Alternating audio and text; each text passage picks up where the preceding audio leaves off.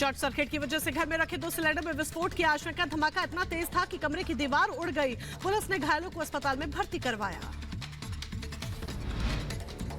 दिल्ली कूच करने की तैयारी में आंदोलनकारी। शंभू बॉर्डर से प्रदर्शनकारियों का दिल्ली चलो मार्च। अपनी मांगों को लेकर सरकार के खिलाफ कर रहे प्रदर्शन। टीकरी बॉर्डर पर भी आंदोलनकारियों की भारी भीड़। प्रदर्शनकारियों ने दिल्ली चलो मार्च की हुंकार भरी। गाजीपुर बॉर्डर पर भी लगा आंदोलनकारियों का जमावड़ा। दिल्ली कूच करने की तैयारी में सभी प्रदर्शनकारी। सरकार के खिलाफ लंबे समय से नाराज हैं अन्नदाता। आंदोलनकारियों के प्रदर्शन को लेकर बोले आंदोलनकारी नेता सरवंत सिंह। कहा वादे के मुताबिक करेंगे दिल्ली कूच। पिछले 22 दिनों से जारी है धरना। उज्जैन महाकाल मंदिर में शिवरात्रि को लेकर तैयारियां तेज। भक्तों ने बाबा महाकाल को मन महेश के रूप में सजाया। कर्नाटक के कई इलाकों में गंभीर जल संकट। गर्मी की शुरुआत से पहले की बेंगलुरु की सिलिकॉन सिटी में घेराया पानी का संकट।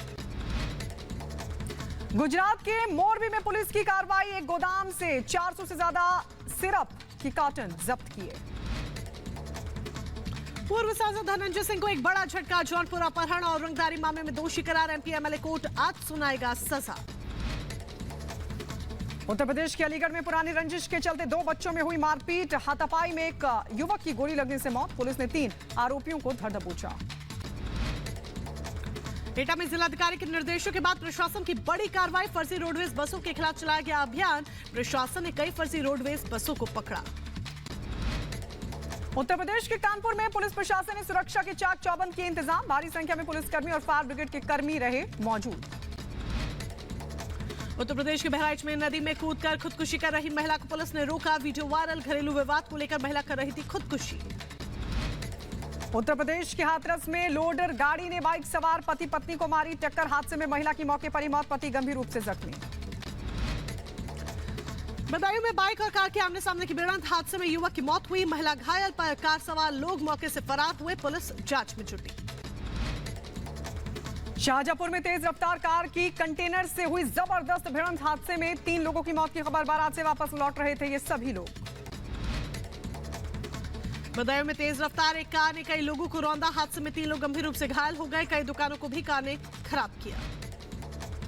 यूपी के बहराइच में 2 दिन से लापता युवक की एक्सीडेंट में मौत। रामपुर गांव से बहराइच जाने के लिए निकला था युवक। चौपाल सागर के पास मिला शव। दिल्ली के नेप सराय इलाके में एक युवक को गोली लगी। रहस्यमयी ढंग से युवक की गोली लगने से मौत हुई। पुलिस मामले की तफ्तीश में जुटी। बहराइच में वाहनों की नीलामी के दौरान बोली लगाने वालों में हुई मारपीट। परिवहन विभाग की ओर से कराई जा रही थी वाहनों की नीलामी। 3 आरोपियों के खिलाफ दर्ज हुआ केस। उत्तर प्रदेश के बदायूं में टीचर से बिना पूछे पानी पीने पर छात्र की पिटाई। पिटाई में छात्रों को आई चोट। परिजनों ने टीचर के खिलाफ पुलिस में की शिकायत। उत्तर प्रदेश के बलिया में मंदिर के पुजारी का शव खेत में मिलने से मचा हड़कंप। पुलिस ने शव को कब्जे में लेकर शुरू की जांच।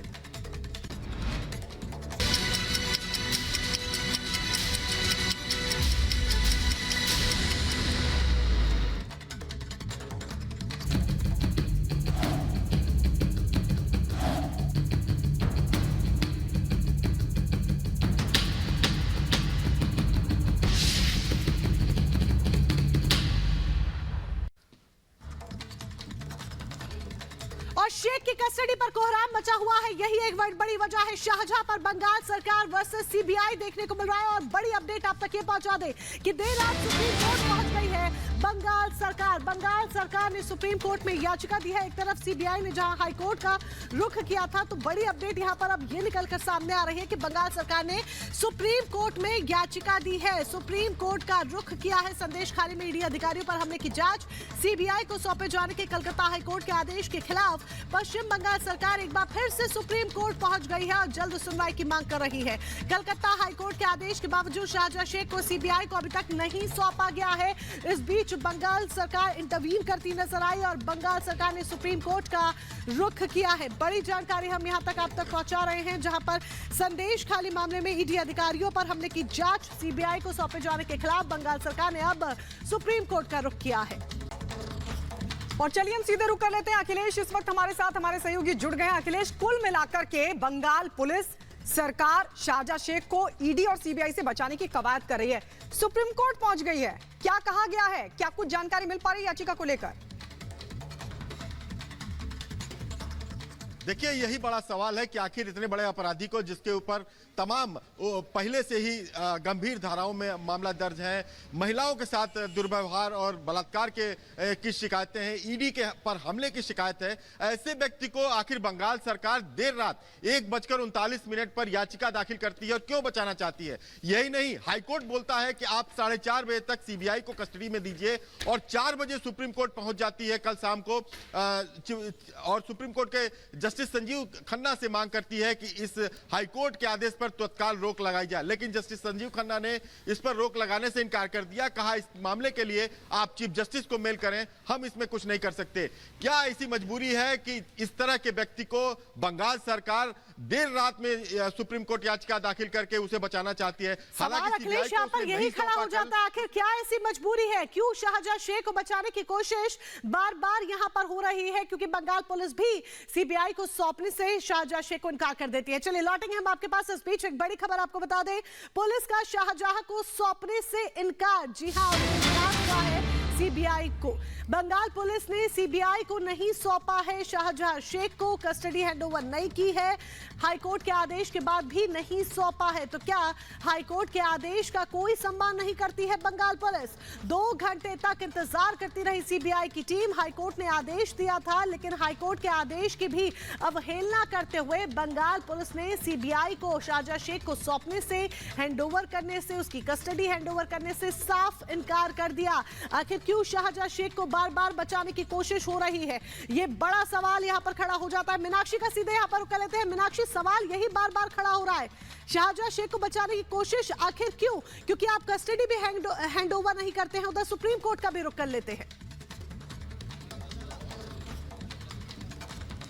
बिल्कुल मोनिका, और शाहजहां शेख को लेकर के तल्ख टिप्पणी की गई थी हाईकोर्ट के द्वारा। कलकत्ता हाईकोर्ट ने साफ तौर पर कहा था कि जो भी दस्तावेज है और साथ ही साथ शाहजहां को अब आपको सीबीआई को हैंडओवर करना होगा। मंगलवार शाम 4:30 बजे तक की डेडलाइन थी, लेकिन जब सीबीआई की टीम वहां पहुंचती है तो सीआईडी की तरफ से उन्हें 2 घंटे तक वहां बैठाया जाता है। 2 घंटे के बाद खाली हाथ ही भेज दिया जाता है। सीबीआई की गाड़ियां तो निकलती है, लेकिन उसके साथ शाहजहां मौजूद नहीं होता है। जब जानकारी मिलती है तो ये बताया जाता है कि पूरा मामला सुप्रीम कोर्ट में जा चुका है, इसलिए कहीं ना कहीं सीआईडी ने हैंडओवर करने से मना कर दिया है और कहा है कि अभी ये पूरा मसला अब क्योंकि सुप्रीम कोर्ट में गया हुआ है, वहां सुनवाई होगी। स्टेट गवर्नमेंट ने यहाँ पर भेजा हुआ अभिषेक मनु सिंघवी को, और जब ये पूरा केस शुरू होगा तब जाकर के फिर ये तय होगा कि आखिरकार हम सीबीआई को सौंपेंगे शाहजहां शेख या नहीं। क्योंकि शाहजहां शेख कहीं ना कहीं टीएमसी ने पार्टी से बाहर का रास्ता तो दिखा दिया है, लेकिन फिर भी पार्टी के लिए जरूरी है। अगर हम संदेश खाली की बात करते हैं तो संदेश खाली में जो भी वोट बैंक है वो टीएमसी का है, और टीएमसी कहीं ना कहीं जो वहां पर जो भी सीट्स जीतती थी उसकी वजह भी यहाँ शाहजहां शेख था। तो एक न एक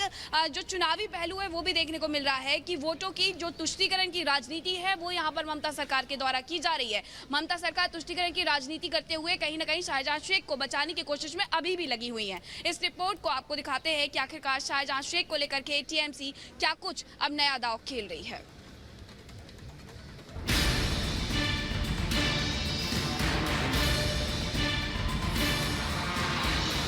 राज्य सरकार तो चाहती नहीं थी कि संदेश खाली का गुनहगार कभी गिरफ्तार हो, लेकिन ये तो बंगाल की नारी शक्ति दुर्गा बनकर खड़ी हो गई।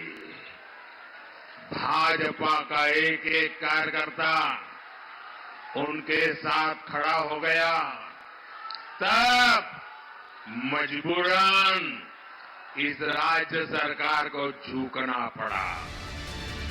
संदेश खाली में महिलाओं के शोषण का आरोपी शाहजहां शेख ईडी पर हमले के आरोप में सीआईडी की गिरफ्त में है, लेकिन सीआईडी की गिरफ्त में भी उसकी अकड़ और हनक दुनिया ने देखी थी।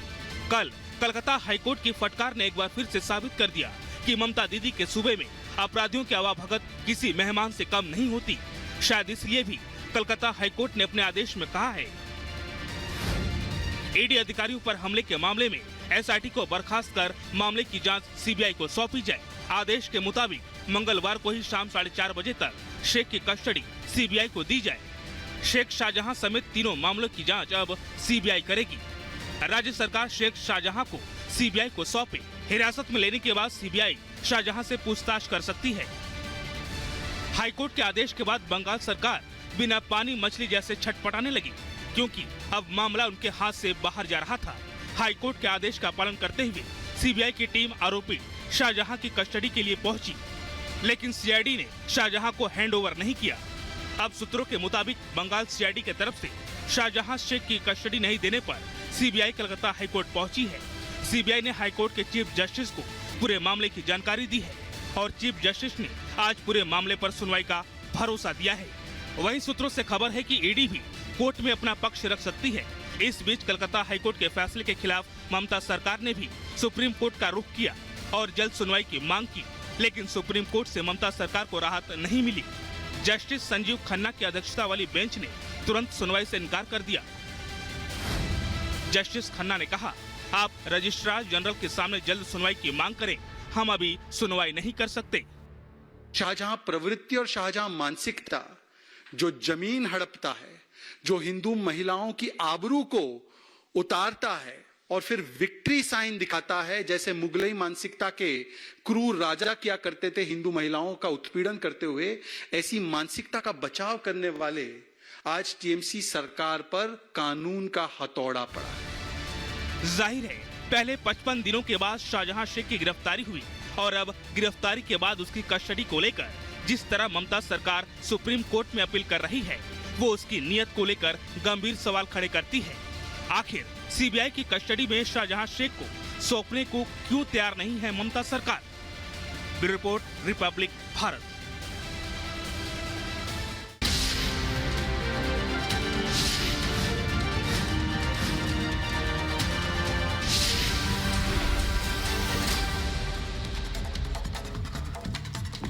और इस वक्त की बड़ी खबर आपको बता दें, आज प्रधानमंत्री नरेंद्र मोदी कोलकाता दौरे पर रहेंगे और अंडर वाटर मेट्रो की बड़ी सौगात प्रधानमंत्री नरेंद्र मोदी आज देने वाले हैं, उद्घाटन करेंगे। और ये देश का पहला मेट्रो रेल रूट होगा जो नदी के नीचे तैयार किया गया है। बड़ी जानकारी आपको दे दें, बड़ी सौगात कोलकाता दौरे पर आज प्रधानमंत्री नरेंद्र मोदी पश्चिम बंगाल को देने वाले हैं। थोड़ी देर बाद अंडर वाटर मेट्रो का उद्घाटन करेंगे। नदी के नीचे तैयार देश का ये पहला मेट्रो रेल रूट है। 16.5 किलोमीटर लंबा है। ये ईस्ट वेस्ट मेट्रो का हिस्सा है। 10.8 किलोमीटर का हिस्सा भूमिगत है, जबकि 5.75 किलोमीटर हिस्सा एलिवेटेड है। तो बड़ी सौगात प्रधानमंत्री नरेंद्र मोदी की तरफ से आज कई परियोजनाओं की लोकार्पण और शिलान्यास भी करेंगे।